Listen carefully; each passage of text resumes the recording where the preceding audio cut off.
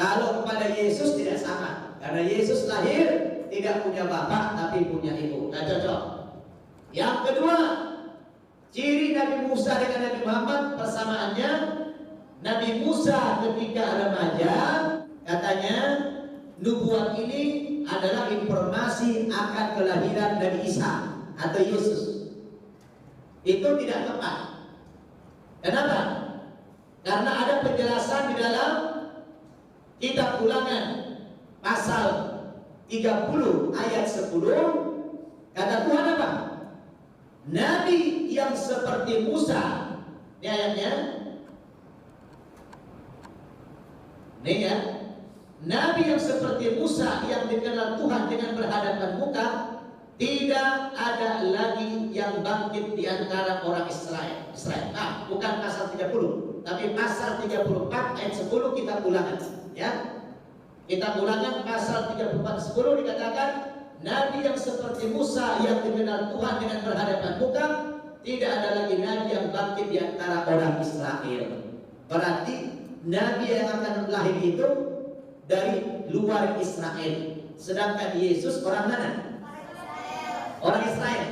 Kalau dikatakan tadi nubuat itu kepada Nabi Isa, tidak tepat.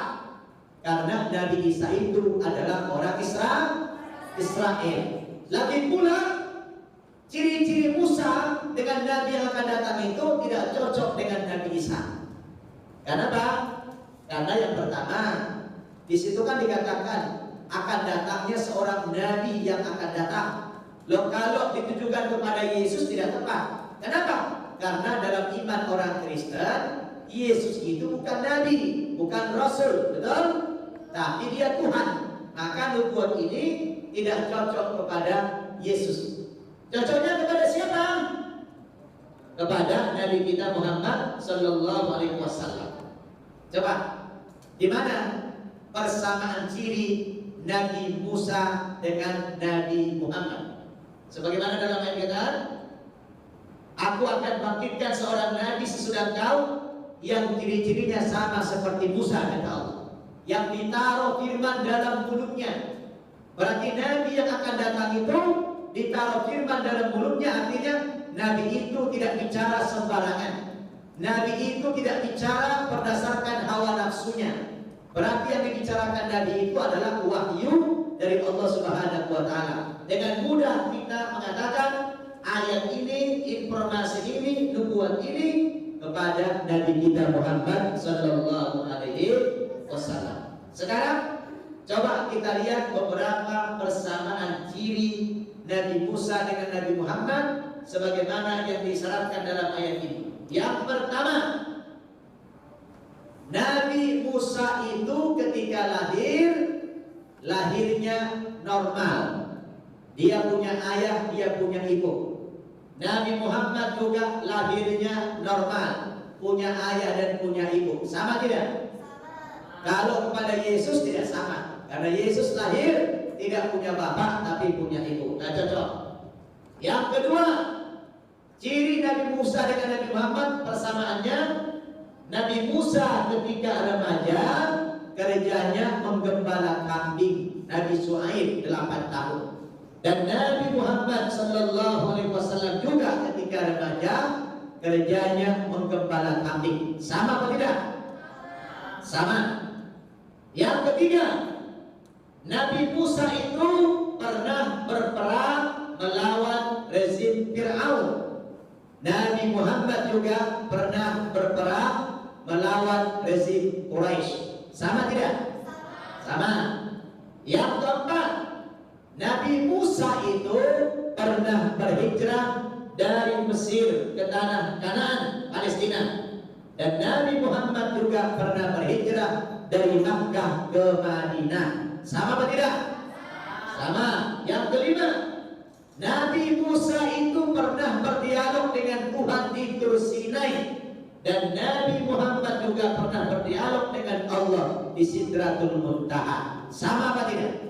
Jadi Tuhan mengatakan, hai Musa, aku akan membangkitkan seorang nabi sesudah engkau yang ciri-cirinya sama seperti engkau. Itu maksudnya Nabi kita Muhammad Sallallahu Alaihi wasallam. Jelas tidak?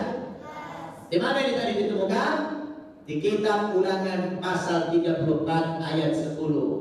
Nah, untuk mendukung ayat ini, tadi dalam kitab Ulangan pasal 34 ayat 10, yang tadi pasal 18 ayat 17 sampai 11. Yang ini kitab Ulangan pasal 34 ayat 10, di mana Tuhan menegaskan nabi yang seperti Musa itu dikenal berhadapan muka dengan Tuhan, tidak ada lagi yang dibangkitkan dari bangsa Israel melainkan dari bangsa lain. Bangsa lain siapa?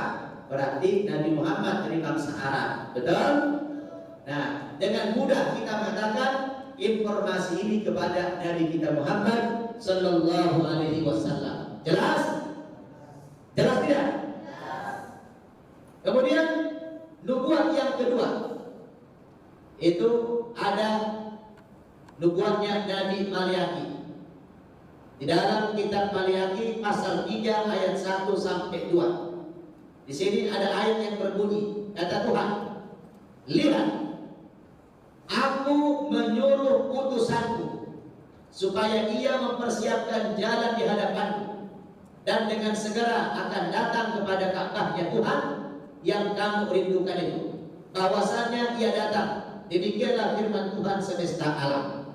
Coba, siapa nabi yang akan datang yang dimaksud di dalam ayat ini, yang akan mempersiapkan jalan di hadapan Tuhan dan dengan segera akan berangkat menuju Ka'bahnya Tuhan? Siapa yang datang ke Ka'bah? Siapa? Nabi kita Muhammad Sallallahu Alaihi Wasallam. Jadi aku menyuruh utusanku. Berarti Allah akan mendatangkan Rasul yang akan berkhidmat kepada Ka'bahnya Tuhan. Betul? Nabi Isa pernah nggak ke Ka'bah? Nggak pernah. Yang ke Ka'bah siapa? Nabi kita Muhammad Sallallahu Alaihi Wasallam. Kalau begitu, nubuat Nabi Maryam ini kepada siapa ini? Kepada Nabi kita Muhammad Sallallahu Alaihi Wasallam. Kemudian yang selanjutnya kita baca nubuat Nabi Muhammad berdasarkan kitab Yesaya. Di dalam kitab Yesaya pasal 29 ayat 12, di sini ada Tuhan berkata, dan apabila kitab itu diberikan kepada seorang yang tidak dapat membaca dengan mengatakan, baiklah baca ini, maka ia akan menjawab, aku tidak dapat membaca. Siapa ini coba? Siapa nabi yang pernah disuruh Tuhan baca, tapi dia bilang aku tidak dapat membaca? Di mana peristiwa ini?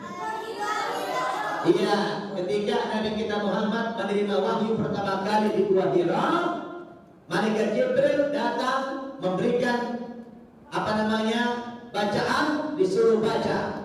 Iqra ya Muhammad, kata Nabi Muhammad, ma ana biqari, saya tidak dapat membaca. Di sini ada informasi mengatakan, dan apabila kitab itu diberikan kepada seorang yang tidak dapat membaca dengan mengatakan, baiklah baca ini, maka ia akan menjawab, aku tidak dapat membaca. Siapa seseorang nabi yang dimaksud dalam ayat ini? Pasti ini ditujukan kepada Nabi Muhammad Sallallahu Alaihi Wasallam. Memang tidak ada nama, karena mereka tidak suka dengan nama itu. Betul? Mereka tidak beriman kepada kerasulan Muhammad, maka nama Muhammad itu dihapus. Karena memang juga Injil ini tidak asli. Ini berdasarkan nubuat Nabi Yesaya, informasi akan kedatangan Nabi Muhammad di masa mendatang.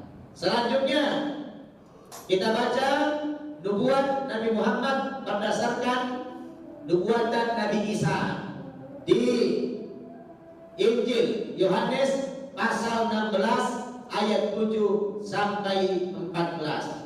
Di sini Yesus pernah mengatakan, namun benar yang kukatakan ini kepadamu adalah lebih berguna bagimu jika aku pergi. Sebab jikalau aku tidak pergi, penghibur itu tidak akan datang kepadamu. Tapi jikalau aku pergi, aku akan mengutus dia kepadamu. Dan kalau ia datang, Ia akan menginsafkan dunia akan dosa, kebenaran dan penghakiman. Akan dosa karena mereka tetap tidak percaya kepadaku. Akan kebenaran karena aku akan pergi kepada Bapa dan kamu tidak melihat aku lagi. Akan penghakiman karena penguasa dunia ini telah dihukum. Masih banyak hal yang harus kukatakan kepadamu, tetapi sekarang kamu belum dapat menanggungnya. Tetapi apabila ia datang, yaitu Roh kebenaran, Ia akan memimpin kamu ke dalam seluruh kebenaran. Sebab Ia tidak akan berkata-kata dari dirinya sendiri, tetapi segala sesuatu yang didengarnya itulah yang akan dikatakannya. Dan Ia akan memberitakan kepadamu hal-hal yang akan datang. Ia akan memuliakan aku, sebab Ia akan memberitakan kepadamu apa yang diterimanya daripadaku.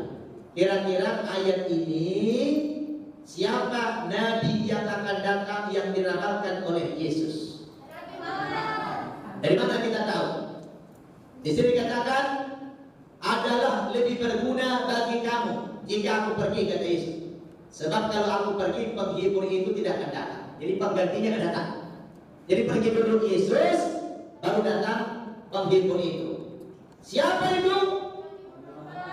Ya, yang dimaksud itu adalah Nabi Muhammad. Dengan bukti apa? Di sini dikatakan sebab Ia tidak akan berkata-kata dari dirinya sendiri. Nabi Muhammad itu tidak pernah bicara dengan hawa nafsunya. Pembicaraan dia semua selalu wahyu. Betul? Allah katakan wa ma yantiqu 'anil hawa in huwa illa wahyu yuha. Nabi Muhammad tidak berbicara dengan hawa nafsunya, tetapi Nabi Muhammad berbicara berdasarkan wahyu yang telah diwahyukan oleh Allah Subhanahu wa taala. Kemudian bisa dikatakan dia akan memberitakan kepadamu hal-hal yang akan datang. Tentang kiamat akan diberitakan kepadamu. Bagaimana berita-berita tentang kiamat akan diceritakan kepadamu. Nabi Muhammad banyak menceritakan tentang kiamat. Betul? Kemudian Ia akan memuliakan aku. Betul? Kita orang Islam wajib percaya kepada kerasulan Nabi Isa. Betul? Kalian percaya kepada Yesus? Percaya tidak kepada Nabi Isa? Kita wajib percaya kepada Nabi Isa, karena itu salah satu rukun iman kita. Jadi berita ini sebenarnya informasi akan datangnya Nabi Muhammad Sallallahu Alaihi Wasallam di masa yang akan datang. Tetapi tidak dalam bentuk nama yang kita lihat di sini. Lagi-lagi karena mereka tidak percaya kepada kerasulan Nabi Muhammad. Sudah berapa? Ini sudah 4 yang kita temukan ayat-ayat dalam Bible. Kemudian yang selanjutnya ada juga nubuat melalui Nabi Ibrahim alaihissalam atau Abraham. Dijelaskan di dalam kitab Kejadian pasal 12 ayat 14. Bunyinya begini. Berfirmanlah Tuhan kepada Abraham, pergilah dari negerimu dan dari sanak saudaramu dan dari rumah bapamu ini ke negeri yang akan kutunjukkan kepadamu. Aku akan membuat engkau menjadi bangsa yang besar dan memberkati engkau serta membuat namamu masyhur, dan engkau akan menjadi berkat. Aku akan memberkati orang-orang yang memberkati engkau dan mengutuk orang-orang yang mengutuk engkau, dan olehmu semua kaum di muka bumi ini akan mendapat berkat. Lalu pergilah Abraham seperti yang difirmankan Tuhan kepadanya. Coba, kira-kira dalam ayat ini siapa nabi yang suka memberkati Nabi Ibrahim? Siapa?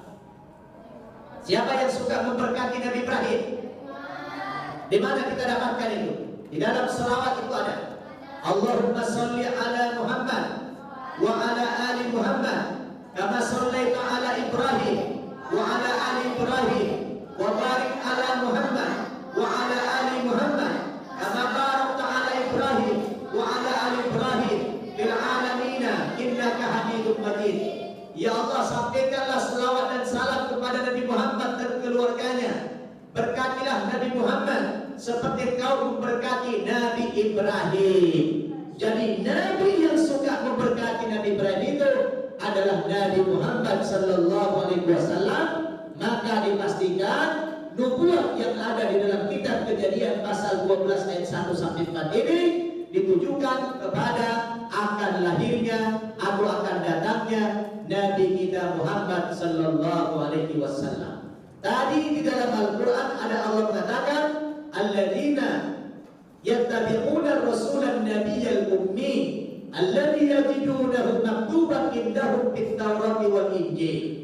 Orang-orang yang menjadi pengikut Nabi Muhammad, seorang rasul yang ummi yang buta huruf, yang sebelum kelahiran Nabi Muhammad itu sudah ditemukan berita-beritanya di dalam Injil, di dalam Taurat maupun Injil. Nah, inilah yang sudah kita buka satu persatu di dalam Injilnya orang Nasrani ini. Ternyata banyak sinyalemen-sinyalemen, banyak isyarat-isyarat yang termaktub di dalam Alkitab ini tentang nubuat Nabi Muhammad sallallahu alaihi wasallam atau informasi akan kelahiran Nabi Muhammad di masa mendatang. Walaupun tidak secara tegas menyebutkan nama, tetapi dari isyarat-isyarat dan sinyalemen itu dapat kita ambil sebuah kesimpulan bahwa semua itu adalah informasi kepada Nabi Muhammad sallallahu alaihi wasallam. Jelas apa tidak? Jelas apa tidak? Ada enggak nubuat itu dalam Injil? Sampai sekarang masih ada, tapi karena mereka tidak beriman, maka nama Muhammad itu dicoret di dalam kitab suci mereka. Oleh karena itulah Rasulullah sallallahu alaihi wasallam pernah mengatakan, "Walladzi nafsu Muhammadin biyadihi la yasma'u bi ahadun min hadhihi al-ummah yahudiyyun wala nasraniyyun thumma yamut wa lam yu'min billadzi ursiltu bihi illa kana min ashabin nar."